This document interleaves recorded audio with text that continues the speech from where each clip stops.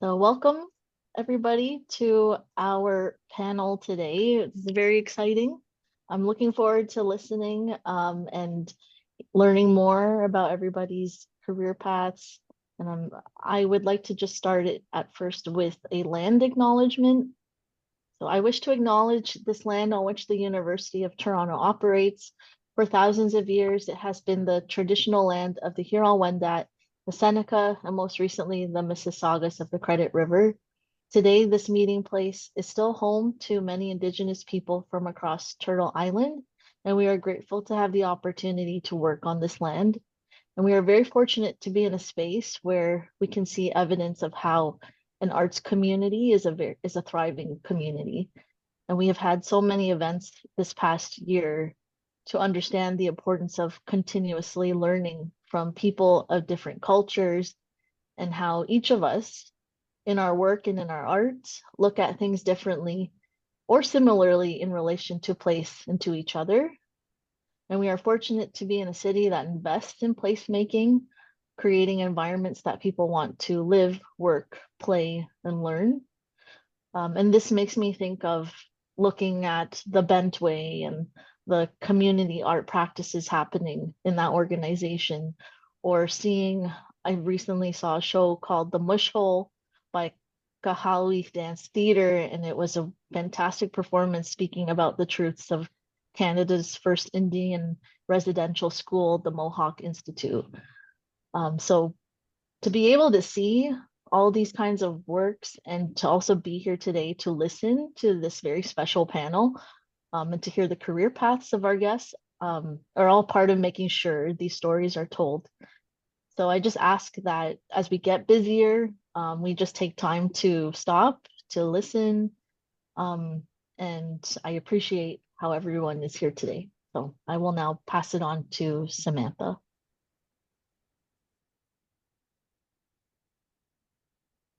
Hey, good afternoon, everyone. Again, welcome to Black Success in the Spotlight, Art, Media, and Identity. My name is Samantha Graham, and I am a student engagement assistant for the Arts, Culture, and Media Department at UTSC. I have been basically doing behind the scenes research, including handpicking our moderator and our panelists to make this event a reality.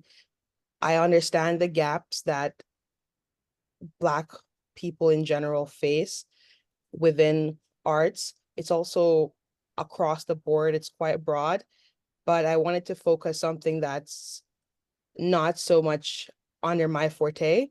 For instance, I'm in biochemistry, but I found it really interesting that a department such as ACM, having a smaller Black community, it definitely needs to have more of an identity and they need to feel that kind of belonging. So that's why I'm here today.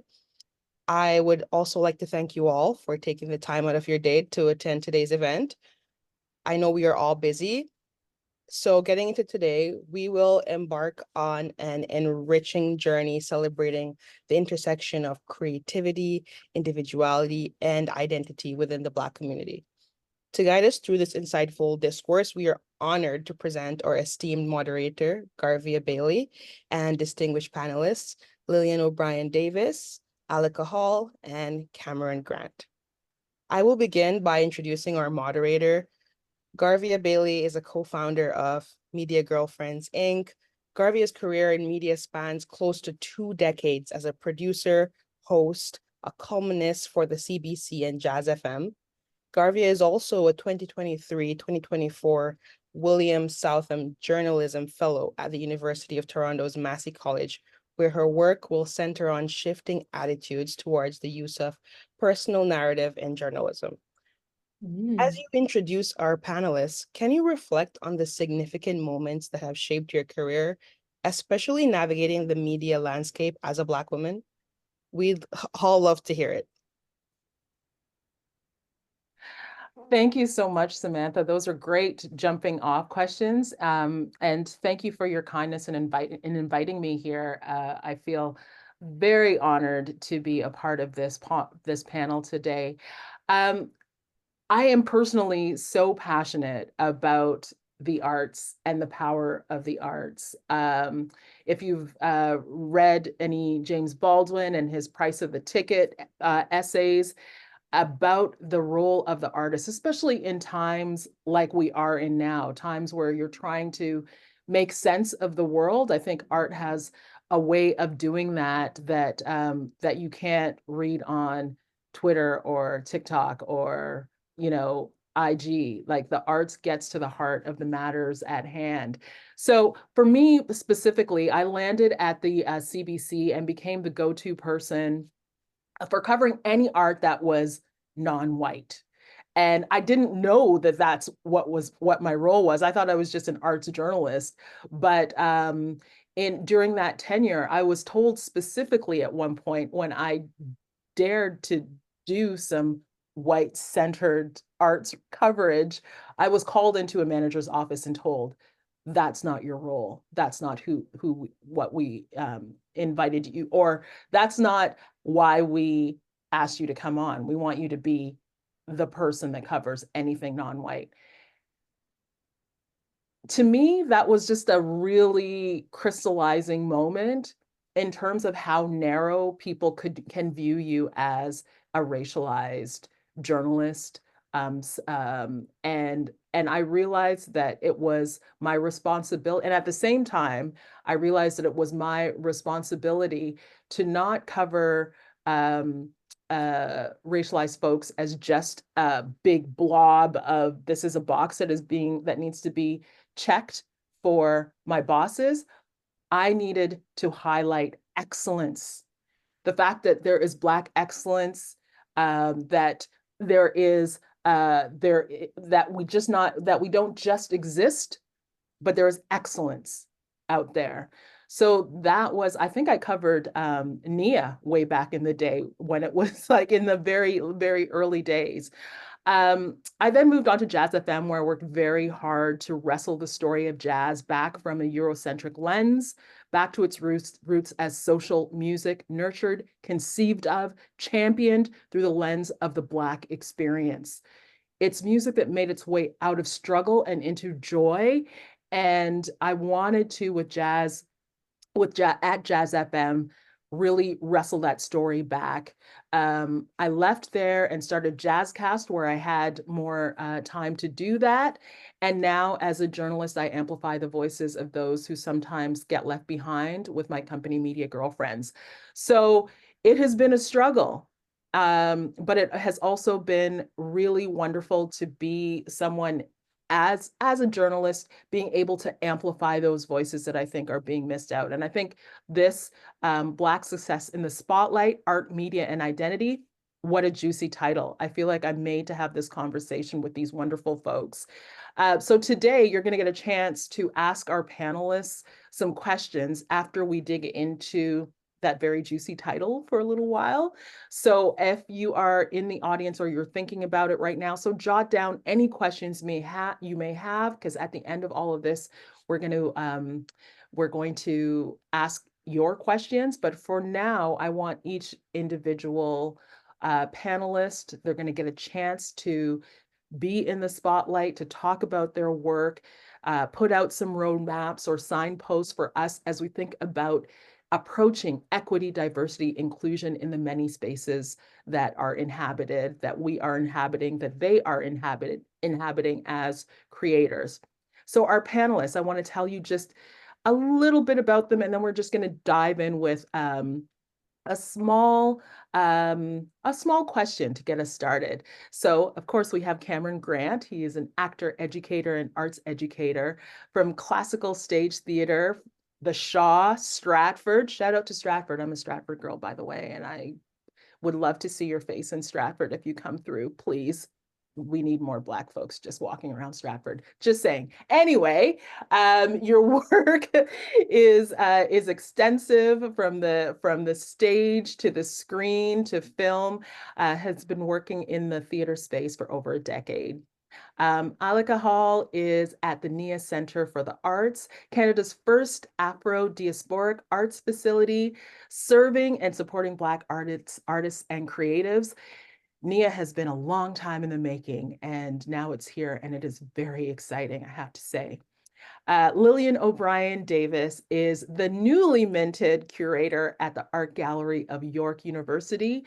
We have so much to talk about around museum and art spaces and what is going on in those spaces and the work that you're doing there. So thank you all for being here.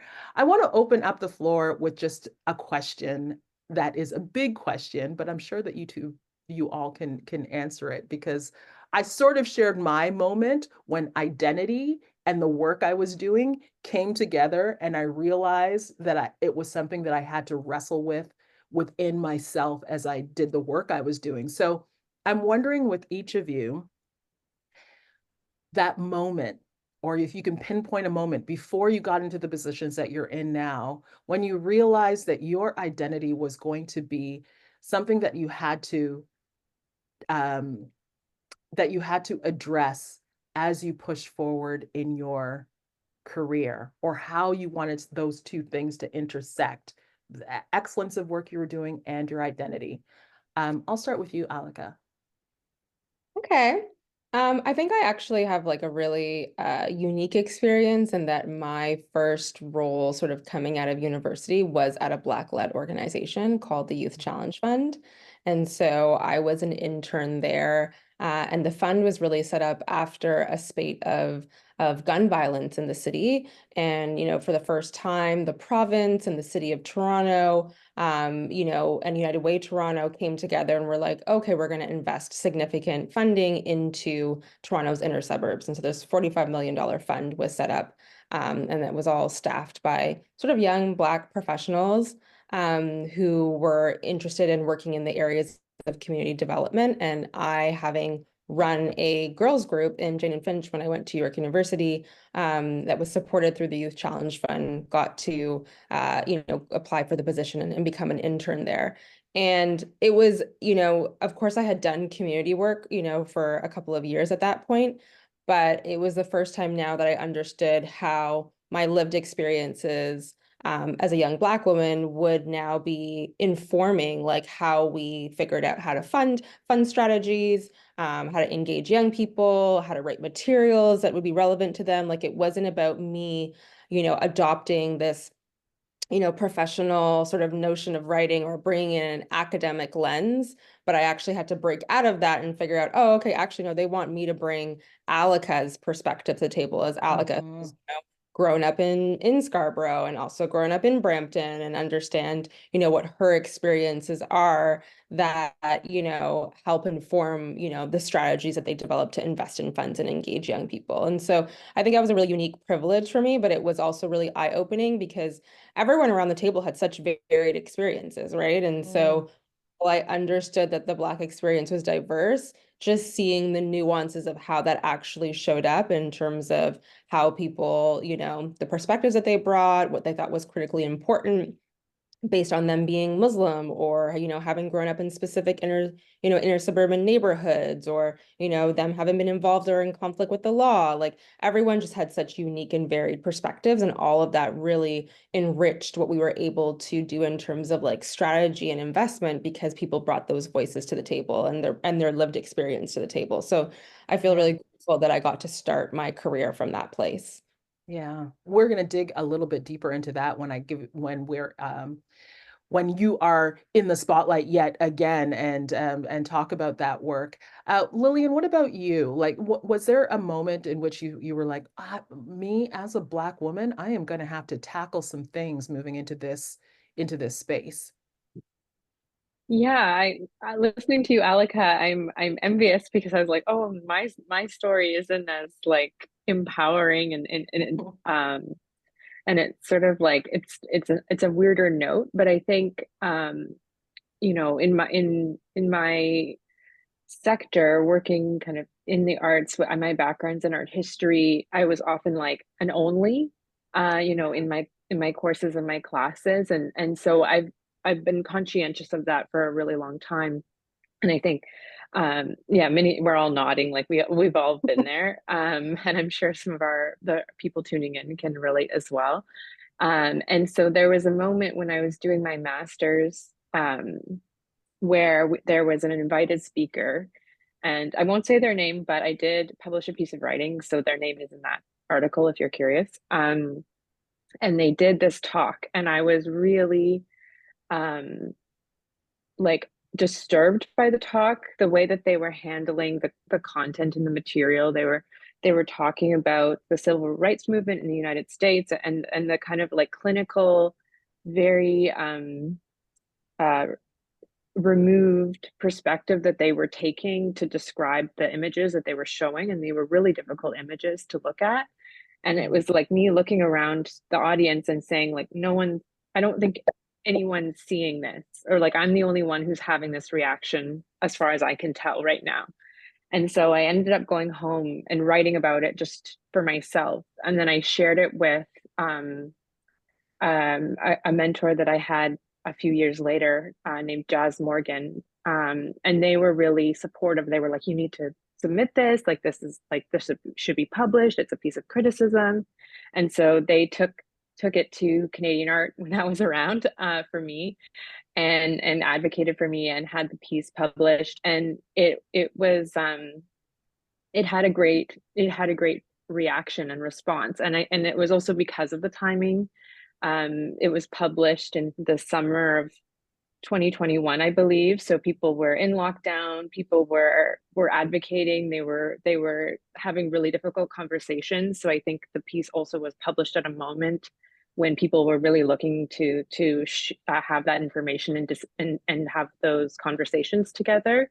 But for me, that was sort of like the galvanizing moment was looking around that auditorium and being like, well, I need to process this, and there's no one who can do it for me or with me at the moment. And so like it was important for me to figure out a way to do that. And then also a lesson was learned in that by doing that, I sort of found more people, and through connecting with Jazz, who's Indigenous, and other people who've sort of helped me along the way, it's also taught me how much collaboration is so important to my practice, and I really have learned to value it from these experiences. So out of a somewhat negative or upsetting experience came this like this energy that sort of propelled me the last 5.5, 6 years.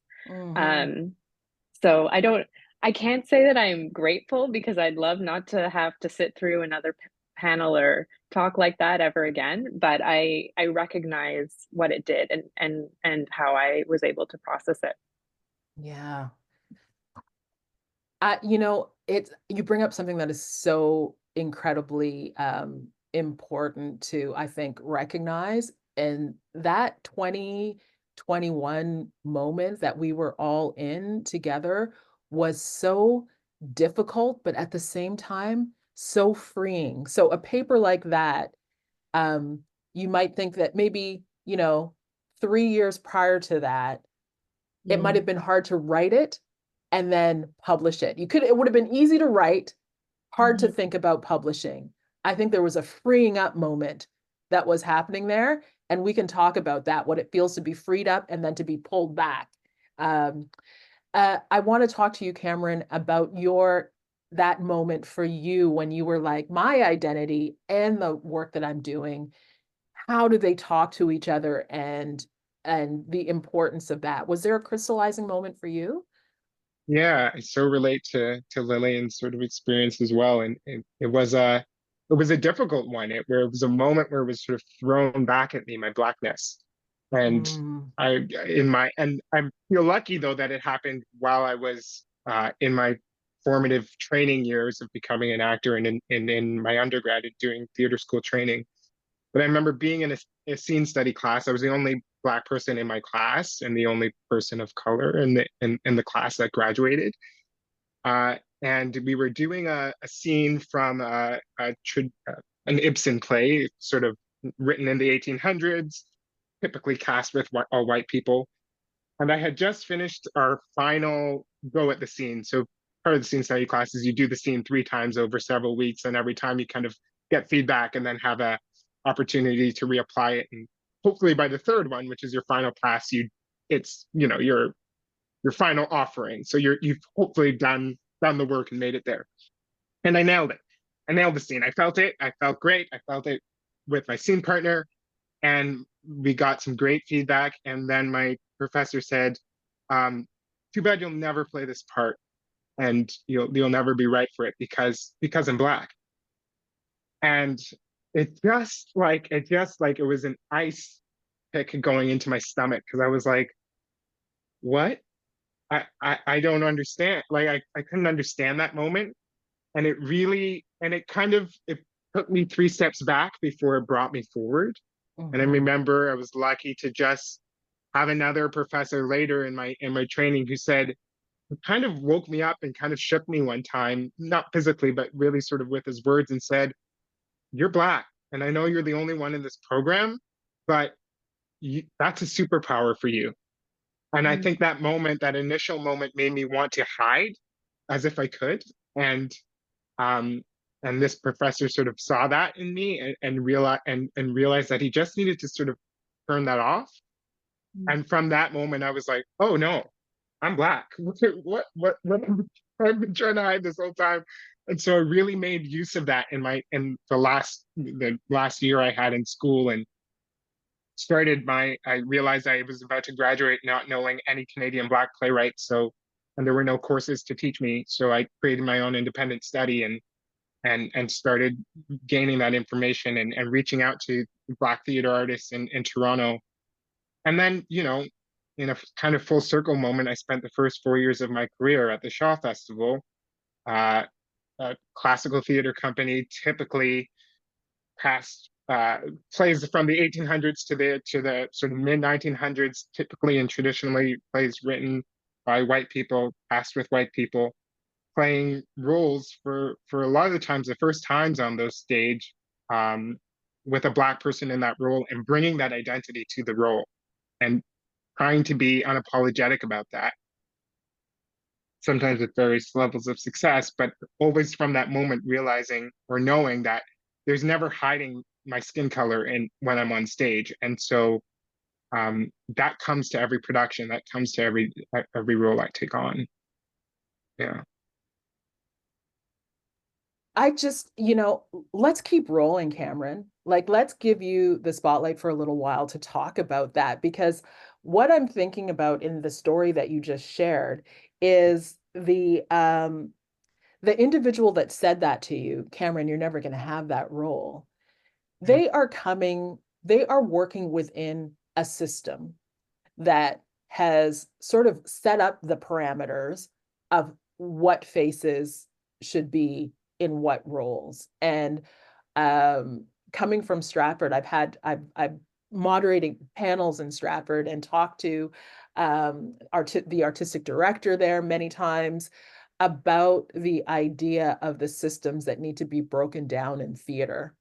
And my first question to you is really about the curriculums, that because people are being taught these things. This is Yeah. a system that, it's an educational system. So I want to know about those systemic gaps around education, for example, in EDI, in those theater spaces. What is not being addressed? How is that shift? Like, are you seeing a shift in the way people Yeah. are coming out of education and theater? I I I am seeing a shift, but not necessarily a shift yet in the curriculum, and in what's being taught, the courses that are being offered. And I think the hardest thing is within theater, and I mostly work in theater. uh, the training institutions that we have for you to become go through a classical training program, and be ready for the stage like Stratford or Shaw, or any professional stage in Canada, are mostly at universities or colleges. And so the courses that are offered, the way that those programs are structured, are centered around a very classical, right-centric, Eurocentric way of teaching. And that this resources, the samples we have, the scenes, the plays, the professors that we have available to teach this content, center around whiteness.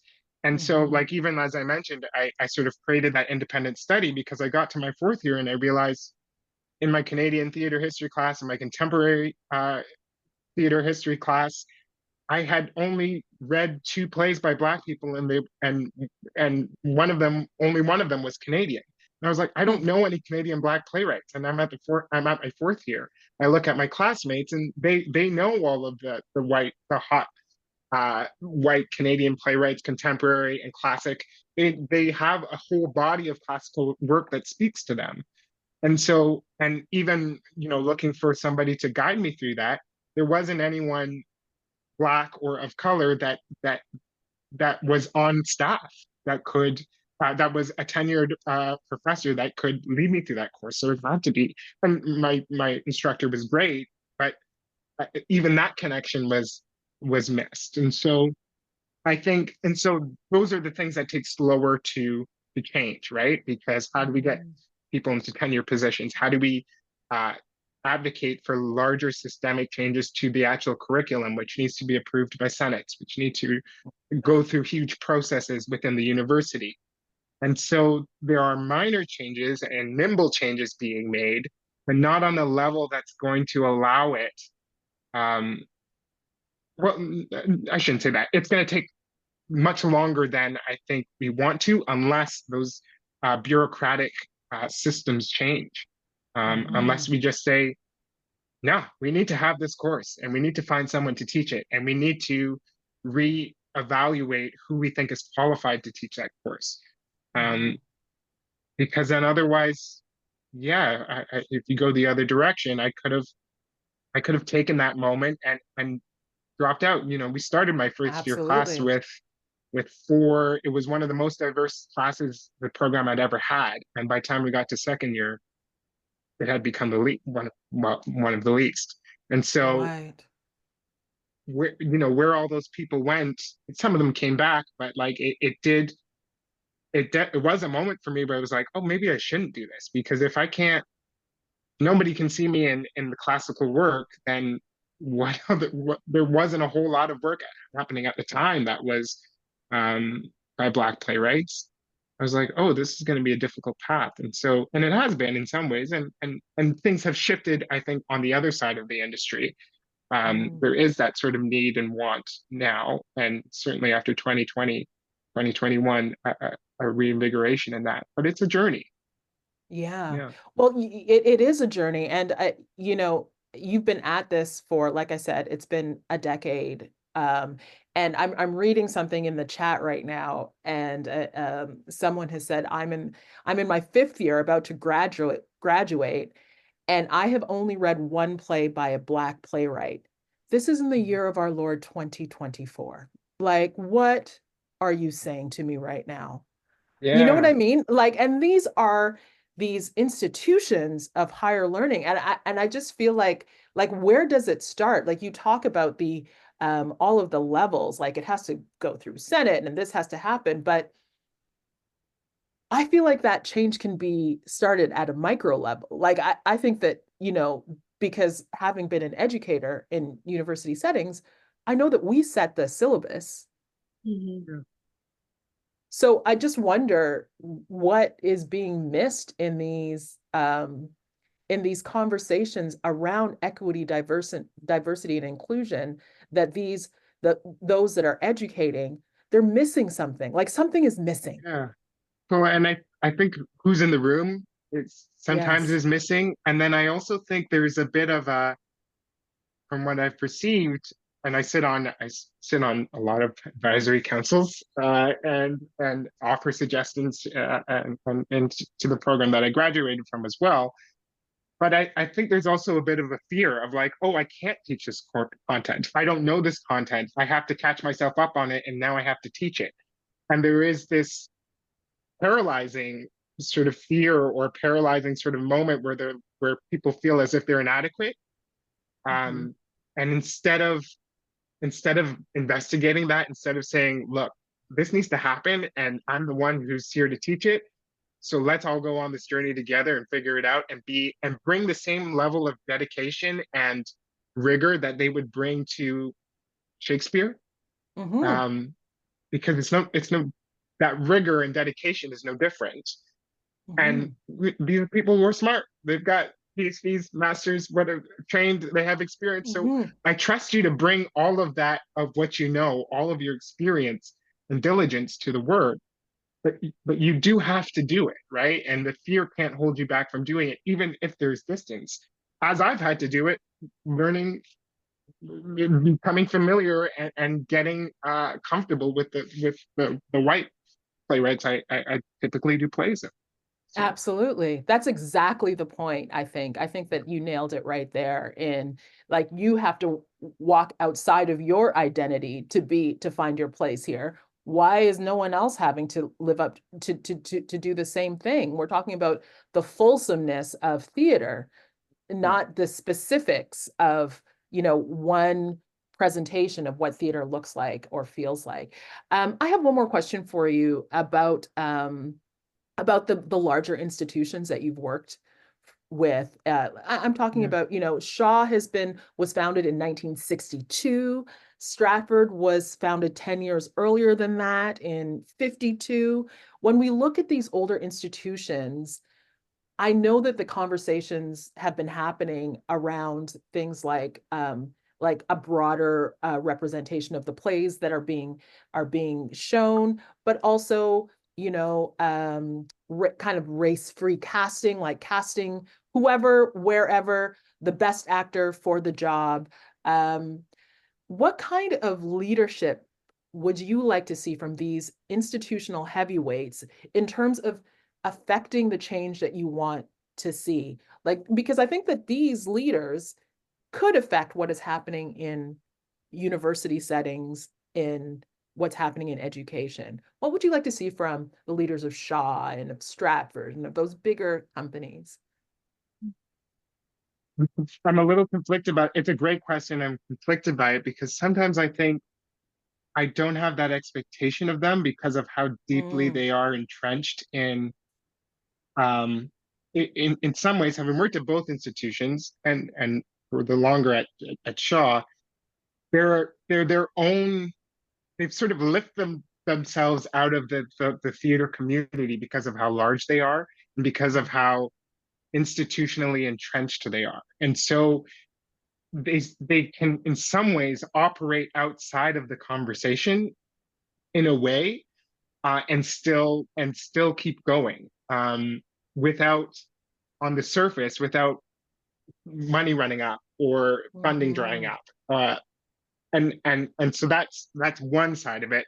But I think I do look to them too, and I think a lot of people look to them because they have the bigger budgets, they have the larger cast, they hire the most amount of people, they are the most lucrative contracts in these are two of the biggest theater companies in North America. And if you're working there 9 months, that's a very lucrative, and not just financially, but as an artist, to stay in a play for 9 to 12 months is really incredible and unique in Canada outside of commercial theater. So they do have this large responsibility, and I think they're both grappling with what that looks like, and I think they both open their doors to more diversity within their plays. I think what I continue to ask of them is that, how does the casting change the story when we allow it to, right? And so if we are if we are going to cast it diversely, if we are going to put a Black person in the role of Juliet, as is going to happen next year, how does that shift the story? And can we let it? Can we engage with that shift? Can we cast the story around that shift, so that when we're looking at the stage, it's clear, it makes sense that it's not a Black Juliet, an Asian lady, a lady Capulet, a white Capulet, and then you're like, wait a sec, who's the mom, who's the dad, who's the kid? Like, can we cast a can we use casting to be cohesive, to tell a story, and then see what that story unveils within this classical play, right? And I think that's the gap that sometimes happens and sometimes doesn't, that I would love to see those companies take a little bit more of a step forward in, because I think it opens up something really exciting when you do. I love it. Thank you so much, Cameron. Yeah. Who's doing the Black Juliet? Is that Shaw or Stratford or where? Stratford's doing Romeo and Juliet, yeah, and Vanessa Yeah, Sears. Stratford, high five, Stratford. I love it. I will see you in the theater. I think the other way to support all of that is by just going to the theater and supporting these productions. Anyway, we'll talk about that. Alika, we need to talk about the NIA Center for the Arts, which is such a profound achievement. This journey from conception to now, a $12 million Black Arts Center. What? It is kind of mind-blowing. You spoke about your time at the Youth Challenge Fund and how that vision evolved over the years to where you are now, culminating in being a part of the NIA Center as a hub for Black artists and creatives. I want to talk a little bit about that journey and how you found yourself from here to there, and some of those things that you might have overcome, or what pushed you forward towards being here in this time. Yeah, thank you for that. It is a really unique journey. I really feel quite honored to be part of NIA Center's sort of, being around the early days and the early tables and ideation all the way to actually seeing it through. So NIA Center was born out of the Youth Challenge Fund. So there was, about 4 rounds of funding that were focused on what would be called legacy projects. So projects that should live beyond the lifespan of the fund, since it was like a temporary fund that was set up. And so one of the areas that we had identified that we wanted to create impact, because all of the projects were meant to be create impact in different areas where Black people face marginalization. And so one of the areas was the arts. And so the team at the time gathered a group of artists to sort of think through what it would look like to have a Black Arts Center in the city. And so there were, folks around the table like, Dibby Young, amazing playwright, Wayne Mangesha, who's the artistic director of Soul Pepper, Amanda Paris, author, titles. Yeah. Ian Kamau, Dr. Mark Campbell, who's also a professor at UTSC. So really amazing, artists and creatives in their own right came together and sort of thought about what it would look like to have this Black Arts Center. And I was just an intern. Like, I was a fly on the wall. I was, writing minutes that day. I still have the notebook. But just it was a really amazing experience to be able to see these different projects in different sectors get off the ground, and, young Black professionals leading them in their communities, and, all of a sudden they were tasked with realizing these projects, and, for probably the first time had some resources to be able to do it. And it was a great learning experience for me to witness all of that. And coming from running, my own girls group, that was like, now I had just leaped into, oh, okay, organizationally, what does it mean to actually start, a whole organization? So witnessing that was a really useful part of my career and development, and really helped me to also see the importance of building your own network as peers, right? Because there was a lot of young leaders at the time, and that's what a lot of I think people say, looking back now at YCF's impact, the impact wasn't about the new infrastructure created or the money that was dispersed, but it was an investment in the leadership of all of these young Black professionals who had the opportunity to start things, to mess up, to fail, to be successful, to test ideas, to bring, new initiatives that they had been dreamed about in our community for many years, but hadn't actually had the resources to be realized. And they had an opportunity to test that out. And so that gave them just such great opportunities and experience from the act of doing, right? And I often say that, in my work, I feel like I've been actually doing the same thing since I was in university. I was very involved in student organizing. I was very involved in, Black leadership on campus, on queer leadership on campus, and all about bringing people together. I was about, supporting political education. There was a Caribbean Students Association and a Somali Students Association and a, every kind of student association. But my job was really okay, how could we all come together as folks of the Afro diaspora and, talk about, the lack of Black education on campus, talk about the lack of safe spaces for Black students on campus. And so really, I feel like now I'm doing the same thing, but in a different vein. And so I think, for me, what's been critical in my journey is that community building and that ability to create, a network of peers who you can work with, recognizing that you're not always going to get the kind of support that you need. You're not going to always have the mentorship that you need, or, people are not going to fling open doors for you. But being able to understand, and be able to have a space to collaborate and vent and, understand who might have done something similar to you or been in a similar situation is such an important part when the going gets tough. And the going gets tough when you're doing whatever. Life is challenging, right? So yeah, I went from, being an intern and then like lots of other things in between. I worked in communications and marketing and issues management and led Pride Toronto for a number of years as the co-chair there. But I ultimately came back to the center at a time where it was going through a really difficult moment in the capital project. Capital projects are expensive. They, take a lot of resources, and as nonprofits, you don't always have the resources to be able to, address issues. And so I came at a time when the organization was in a deficit and owed a lot of, money, and the capital project had started and stopped. And the work was really to get it back on track and, take it from what was the idea of a $1 million renovation, which would become a $12 million renovation in 3 floors.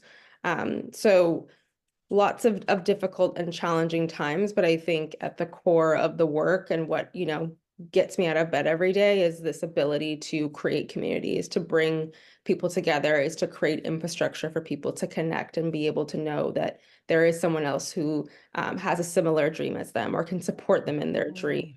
Often for creatives and artists, they're isolated in their work.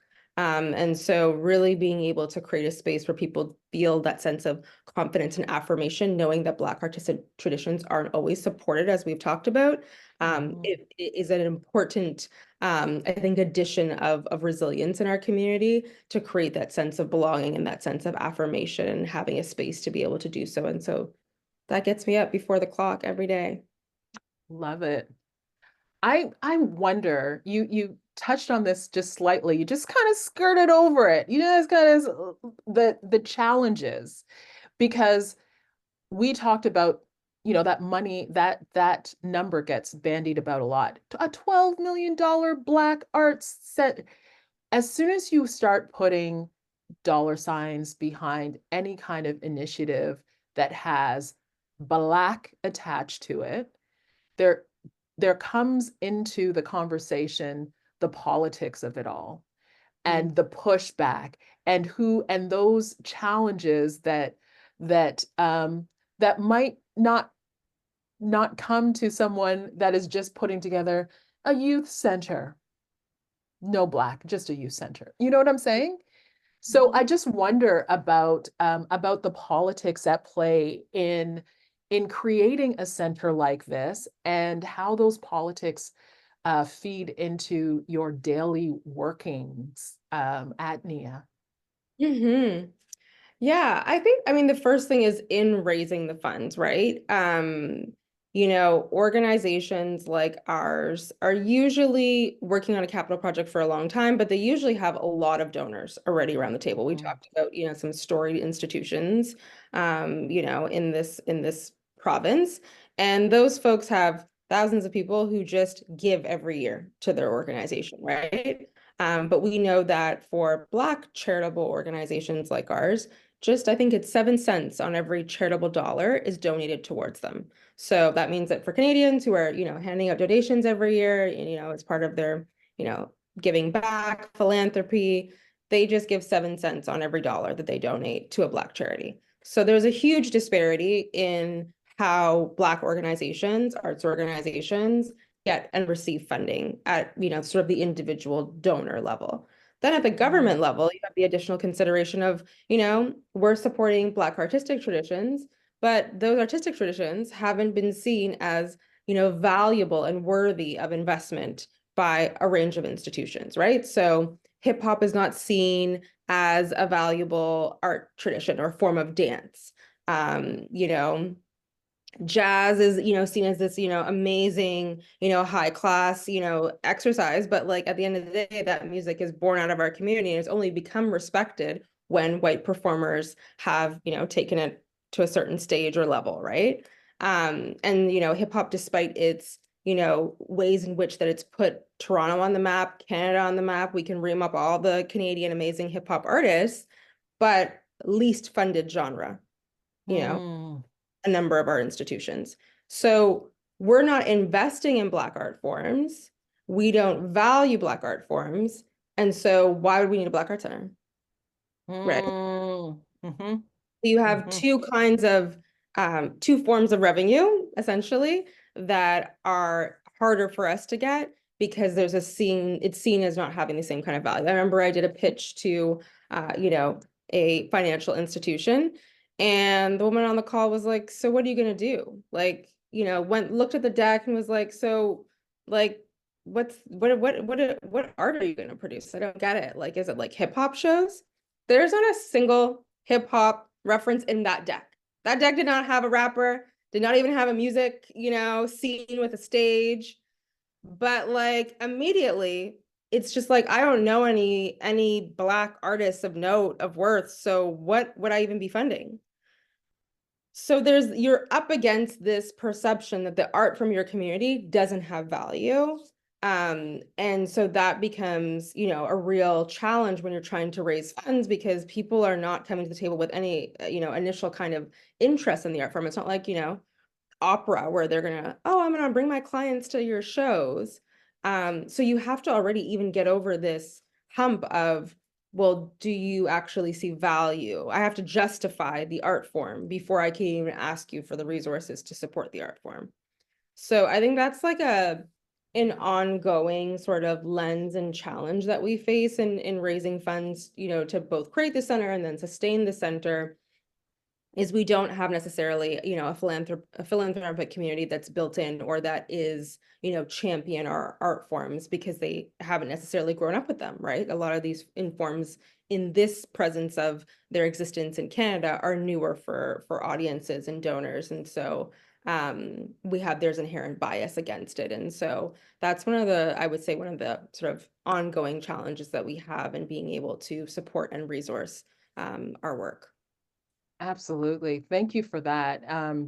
I love the fact that there is a community that is supporting of established art, like people like Wenyi Mengesha, who every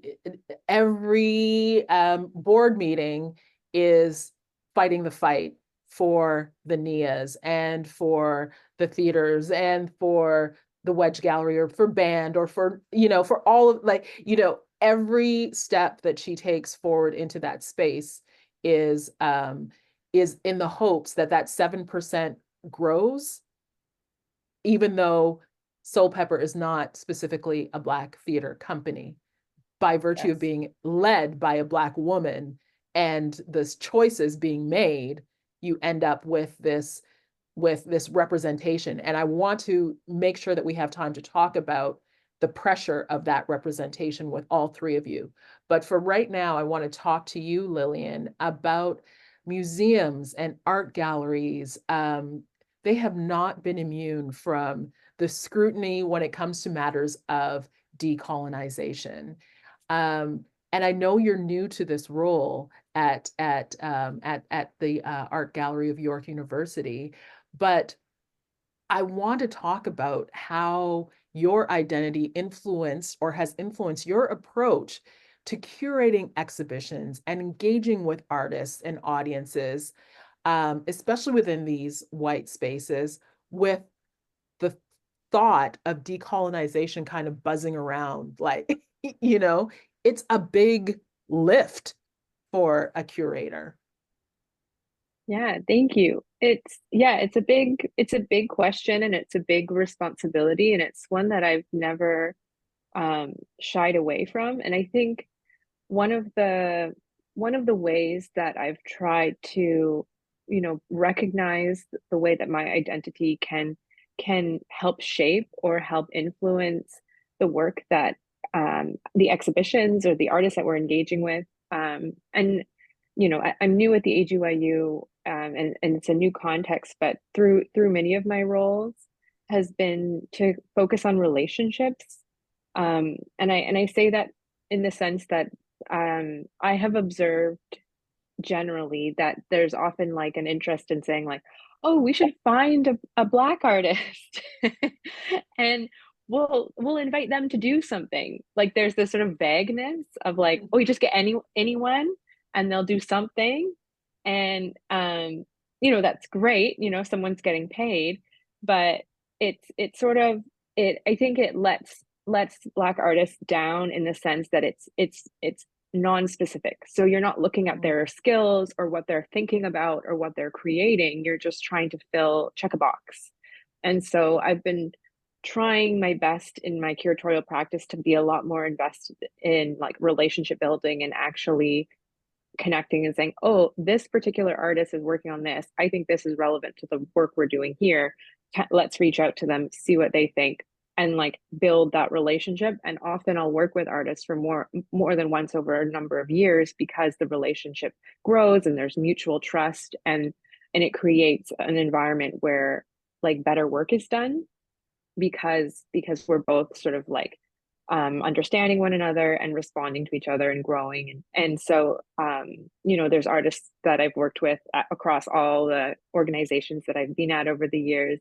And it's great because of that trust. And I think it's an impact that I've tried to, a legacy that I've tried to leave too when I move on from an institution, to know that, you know, okay, there's a little bit more of reflection and planning that goes into this, and it goes beyond just the month of February, like when we're bringing these artists and these individuals into the community. And that's a lesson I learned in real time, especially because I lived in the prairies for a few years. Right out of grad school, I moved out there, and so leaving a city like Toronto and moving to a really small center like Regina, like there is a Black community there. They're not that connected to the main galleries in Mackenzie. That's a burgeoning relationship over the last couple of years that's changing. But at the time when I arrived, there wasn't a lot of presence. And so there was a lot of goodwill. Like there was a lot of interest, like, oh, we'd love to collaborate. We'd love to get someone in. But then there was no know-how about like how to go about it. And so it was about being like, okay, well, let's like meet some people, let's hang out. Like that's how it's going to happen. And one of the initiatives that I ended up leading was actually with Rendell Adjei, who's a Toronto-based spoken word artist and poet who I met through Rise. And so we had a previous relationship, like professional relationship here in Toronto. And so I reached out to him and I said, would you come to Regina and do a workshop at a school? And I'll connect you with a local poet here. And so we connected him with Brad Belgard, his name is InfoRed online. And they did a collaborative workshop together with the youth. And that like, sorry, I'm looking after a puppy today. So if you see me looking off screen, it's because there's a tiny dog running around.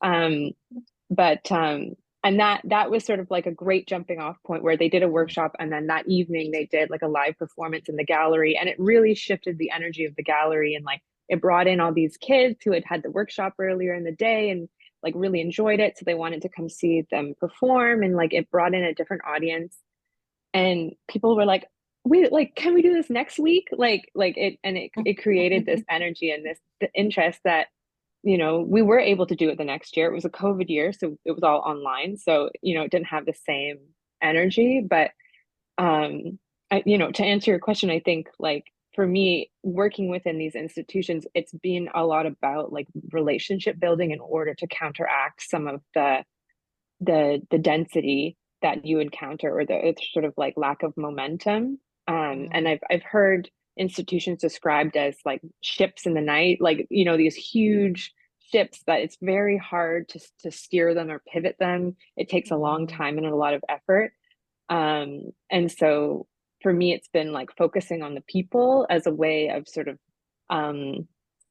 trying to mitigate that slowness, or trying to address that slowness within my own sphere.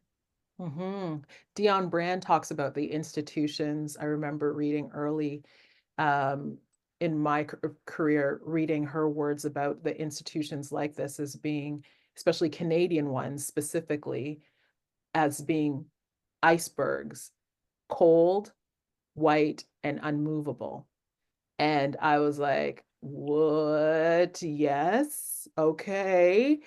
And the job of chipping away at that iceberg can be a very lonely and isolating one. And I wonder for you, Lillian, about the allyship or you know Alika was talking about all of those other folks around that become allies, have become people that you can lean on. Do you have that sort of um, support? Do you have that support network in the work that you do, and how important is that, and how does it work for you? Yeah, that's a great question. I think, yeah, collaboration has been something that's been so important to me in my development as a curator. In undergrad and university overall, I didn't get a lot of encouragement, like in terms of you should look into this, you'd be good at this. Like, even in high school, like there wasn't a lot of people, opening those doors, as you say, Alika. So there was a sort of moment that I like will hold really dear to my heart for a long time when I was in the second year of my graduate degree, and I had a meeting with John Hampton, who's a curator who's now the director at the Mackenzie, and they were like, they listened to my pitch or my spiel about what I'm working on, and then they said like, what are you thinking for next year? And I was like, I have no idea. I don't know what I'm going to do after I graduate. And they said, something will come up. And then they emailed me a job posting at their organization and said, you might be interested in this. And like, it was the first time that someone sort of like kind of just showed me something, showed me an opportunity. And they've been such an amazing support for me as a collaborator. We've done exhibitions together, but also as a mentor, just someone I can message on Facebook and say, like, this happened. What would you advise, or what would you do in this situation? And that's been an amazing sounding board. And then upon getting this job and moving to Regina, um, I connected with a lot of folks there. There, as I mentioned, it's not a large Black community, but there was a few folks there, including Alyssa Huron, who I have a feeling that she got her inspo from your crew, Alika, because we had Brown Girl Outdoor World, which I think she had messaged you about, that we were going to try this. That was sort of like an opportunity for all of us gals to get together and experience the outdoors in Regina as Black people. So we went skating, we went like, tobogganing, just like anything we could do outside. I think they went cross country skiing. One of the times I couldn't go with them. They've gone camping, and so that crew had also was like, like that, an opportunity just to like be among like peers and colleagues. So kind of within the professional sphere, pardon me, folks like John Hampton or Jazz Morgan have really like advocated for me and supported me and shown that kind of support. And then like the importance of like decompressing and like, getting out of that professional sphere, that crew. And I've got my crew here in Toronto too, but like the Brown Girl Outdoor World crew, it was this opportunity to do that like among people who weren't only like-minded, but who were also sort of like facing the same things at work. So then we could all come together and like, yeah, while we were skating, like also debrief and have like, and kind of support one another through that. So it's something that I highly recommend, because I've gone through so many periods of isolation in my career where I don't have many opportunities to connect whenever I'm speaking to a person who's wanting to follow this career, especially a racialized person. I'm like, call me, you have my email, like, you know, here's my number. If that's not too weird, like I totally want to be accessible to you because I had never had that, and I want to make sure that that doesn't happen anymore.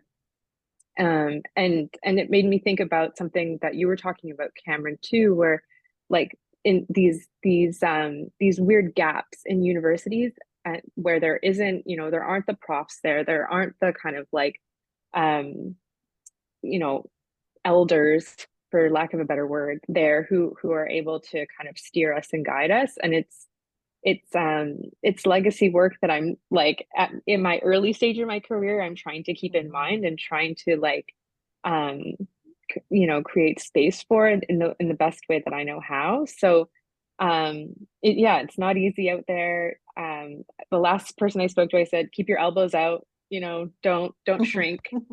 um but anyway, sorry, I'm getting carried away, so I'll go back to you guys.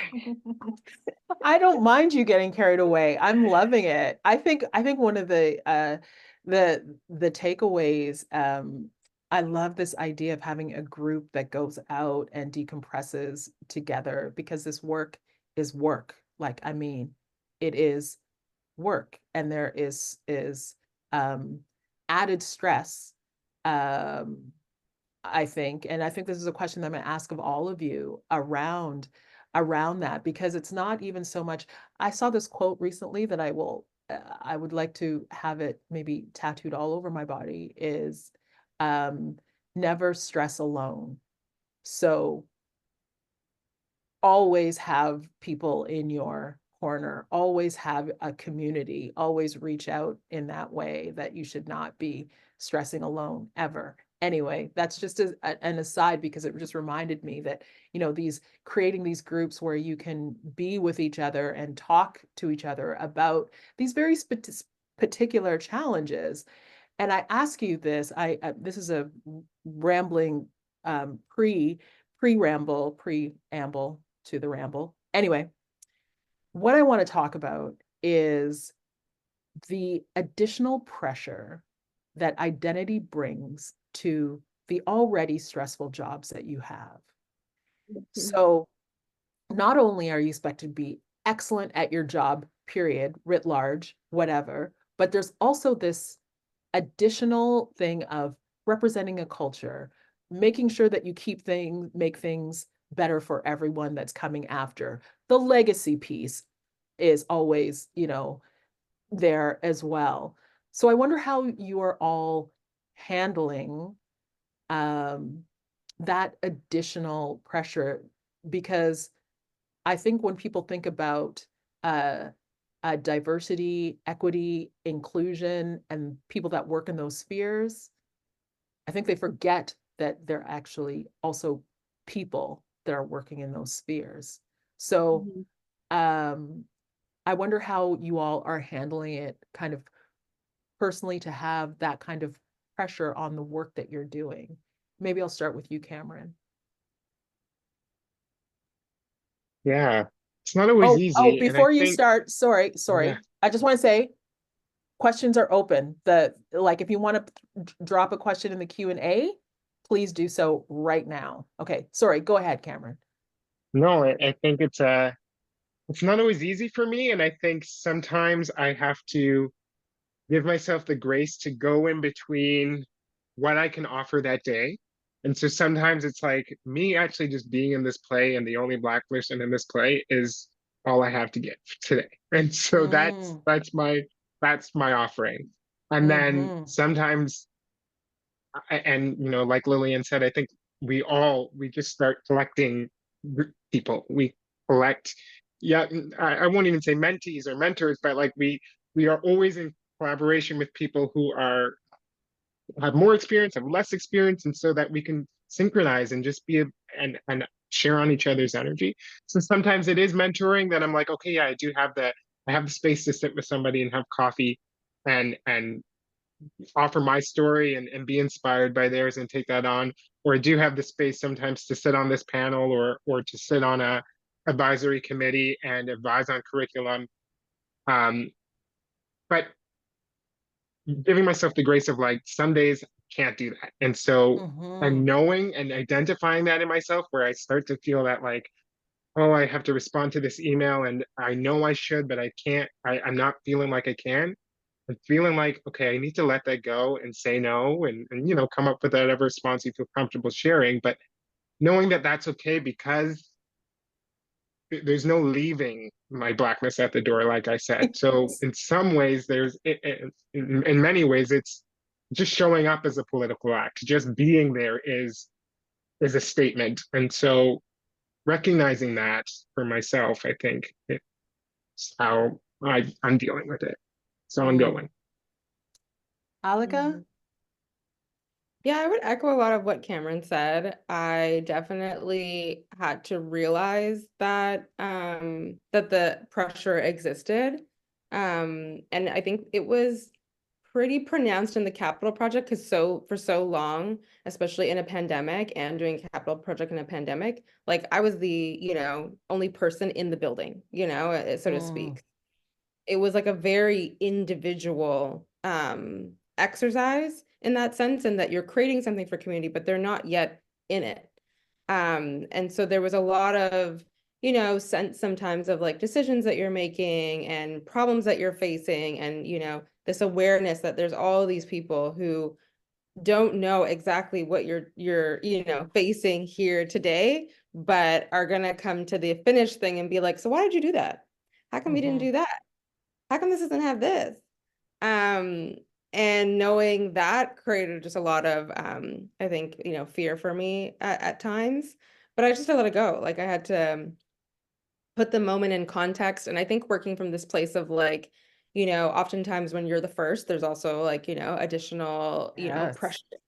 But acknowledging that like we're not the only, that's the beauty of also this moment that we're in. And like when we started this process, there were far fewer, Black arts organizations going through capital projects, being at, the kind of level that they're at, and now being able to see like, yeah, Band is doing a capital project, Blackhurst is coming to fruition. Like there's more Black art spaces than, the city has probably ever seen. And so, recognizing that, yeah, there's folks doing this work all over also means I don't have to do everything. We don't have to do everything. I think that that recognition, and then to Cameron's point, the grace of like, I'm doing what I can, and I do not let funders stress me out. That's the other thing. I'm under resourced, so if your report's late, babes, it's late. Guess what? Don't want me to do that. So I just put all those kinds of things in context too, because like timelines and deadlines are artificial. So How about you, Lillian? Yeah, I mean, echoing my colleagues here. I think a good lesson that I learned that like I wish I had learned sooner was, just a reminder, curating is my job. Just like it's my job, it's not my life. Right. And it's not my identity. It's not Right. how I it's not how I'm valuable in the world. And I think I have always ascribed a lot of self-worth to my career and to my next steps and to that progression. And so to have someone say, it's your job, it's like that's it, that's what you've got to give to it. That really helped me sort of create a lot more space, which helps preserve energy, preserve peace, to be able to kind of set it down and walk away and be like, I can have more and I can look elsewhere for pleasure and for affirmation.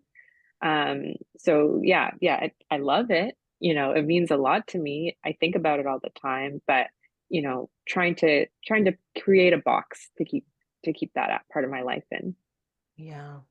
It's there's this thing that scope creep, like when the scope of something just starts to creep into I feel like when we say my job is not my identity, I think there's a scope creep that happens when you're Black, when you're one of few, that like it starts to creep in. And I think that that's the thing that you always have to be kind of aware of, because that can become a dangerous place to be, or very exhausting place to be. A couple questions that I see here.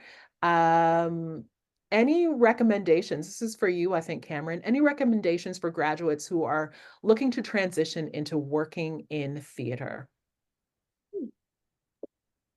I mean, I would say if you're looking to transition, sort of assuming that maybe you haven't been studying or working in that space, um, gaining experience and training always first. And that doesn't necessarily need to be through a formalized institution, but it does mean, are you, if you're going to be looking at this as a career, as any career, do you have the skills? Do you have the tools? Do you have an understanding of what it means to walk into an audition and show up and say, I can do this job, I can do this part? And so much of being an actor is and working in theater is managing rejection and showing up and investigating in what it is to be an artist and what's bringing you into theater. I always tell young people, if you want to just do plays and act, join community theater, because there's amazing community theater out there, and like it doesn't need to be your career. You don't need to be fulfill your artistic passions by making it your career. If you want to make it your career, there's something else that needs to be there. It can't just be about being on stage. It can't just be about making the art, because sometimes you're not going to have the opportunity to make it. Or you'll be making it and you'll be not paid for it, or you'll be working on projects that are ongoing, or somebody, you're about to start a project and then it's canceled because of COVID. And so like Lillian said, our jobs are not our identities. So really sort of think about what it is that's calling you to this. And I think people are called to careers as artists. What's calling you to that? And if it feels strong, then do it. If it feels like I kind of just want to do it, go find another job that you're okay with, and then do as much community theater on the side, or community building on the side. There's nothing wrong with that. That's great.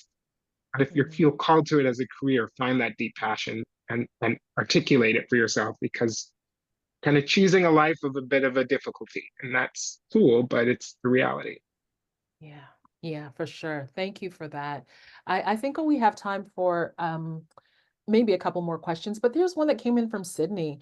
I can see how much value there is when helping each other get where they want to be, and how leaders need to incorporate this practice in their work. Do you have advice for students who are interested in mentoring younger people, and how to become a good mentor, how to pay it forward? Who wants to start? I can go. Yes, please. I mean, I think even just the intention of wanting to support others is so commendable. Not everyone has that inclination or desire. And I think, what's great to remember about mentorship is it is like an offering, right? And so you want people to, it's not about telling people what to do as much as it is helping people to understand their own journey and, what they're looking for, and kind of being able to sort of point them in directions to resources or supports. And I think that the reminder that, you're also going to probably learn a lot from if someone's, much younger than you or in a different generation, and keeping yourself sort of open to that exchange can be a really helpful, I guess, framing when you're thinking about giving back. But I mean, being willing and present to support someone else in their journey is just a tremendous, I think, perspective to have. So keep going. Don't shy away from doing it. Don't feel like you need to get it perfect as well. You're going to learn through the process. Lillian? If I can add, I'd also say, like, talk amongst your friends, like talk to your peers. Make sure those communication channels are open. I think like a lot of learning and advocacy can happen there too. Like, like talk about what you're being offered for payment and compensation, or like, draft an email and have a friend look at it. Like, I think those have been like really valuable like relationships for me, just having friends who you can ask those sorts of things and talk about that stuff with. And I think it helps with isolation and also just, working in maybe organizations that are mostly white too, just sort of like breaking down the perceived hierarchy there and breaking that silence. How about you, Cameron? Yeah, I just add also being clear about your own boundaries and your own capacity, and um, building on what Lillian said, as you become aware of your own network, sometimes it's like, actually, I think you should meet this person, and Yes. they like talk to them and connect somebody, and then that might be a better match for mentorship as well. And so, not sort of just if you are going to enter that mentorship space, knowing that it's not it's personal, but it's not always personal, and so allow it Mhm. to um, allow there to be space to pass somebody on or to connect somebody else, and know when you're in that boundary of like, oh, actually, I can't do this right now, and that way you're not creating expectations that aren't met. Um, Mhm. yeah. I love these answers. I'm just going to throw my own answer in there real quick, and that kind of jumps on what Cameron was saying. Our group and what Lillian was saying, what all of you have been saying.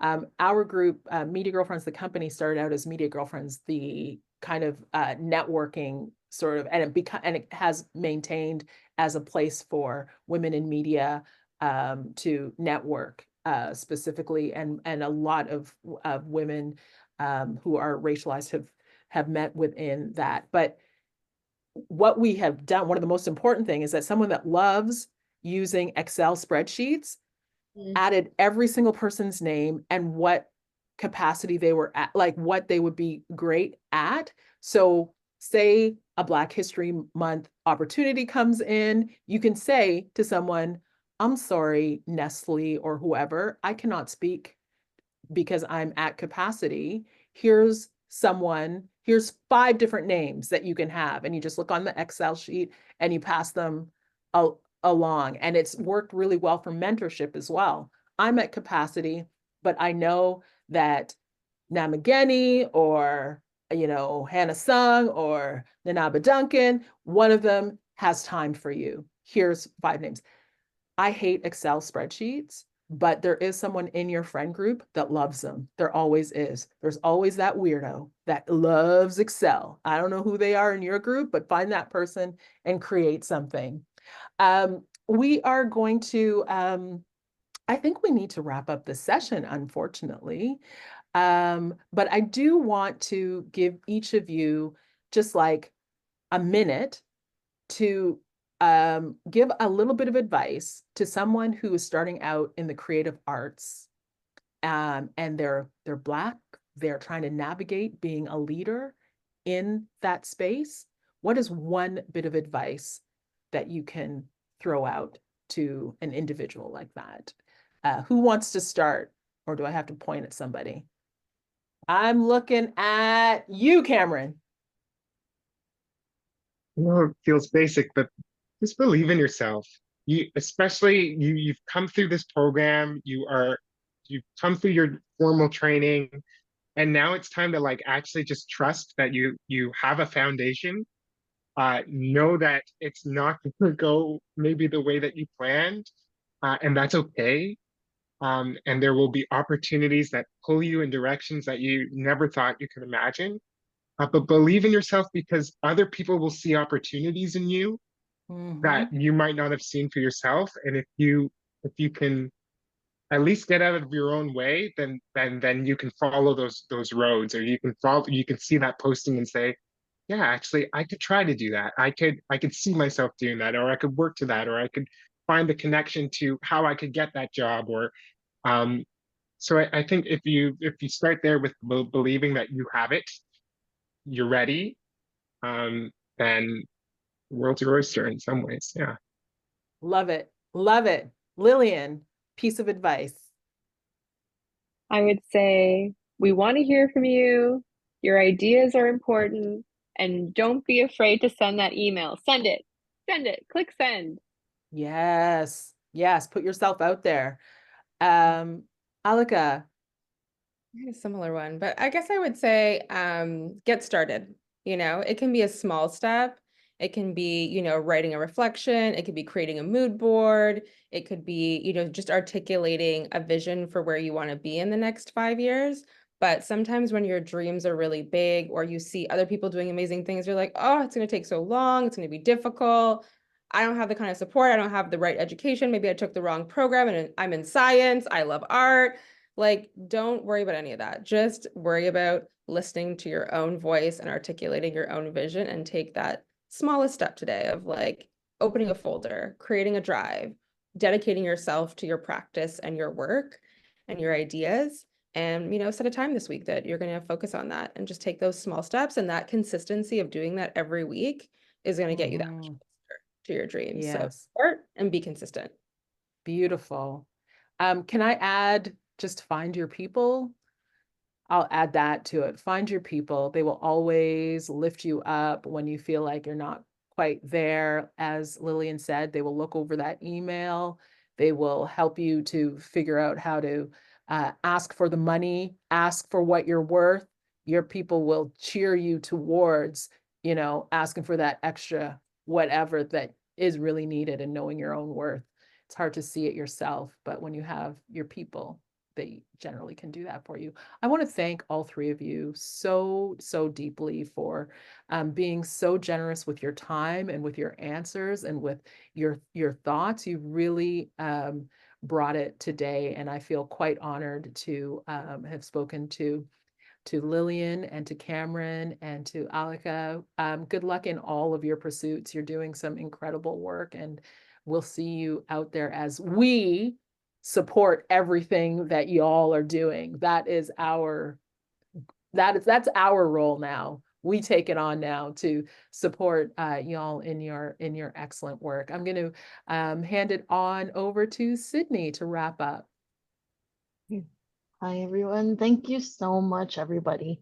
Garvia, Lillian, Cameron, Alika, this was a very impactful session. I've also taken notes, and I've also thought a lot about mentorship and how that's helped me get where I'm at and my journey through university. So I really do believe that this conversation is helping a lot of our students, and we will definitely be sharing the recording as well afterwards. So lastly, just thanking everyone here that stayed throughout the whole call.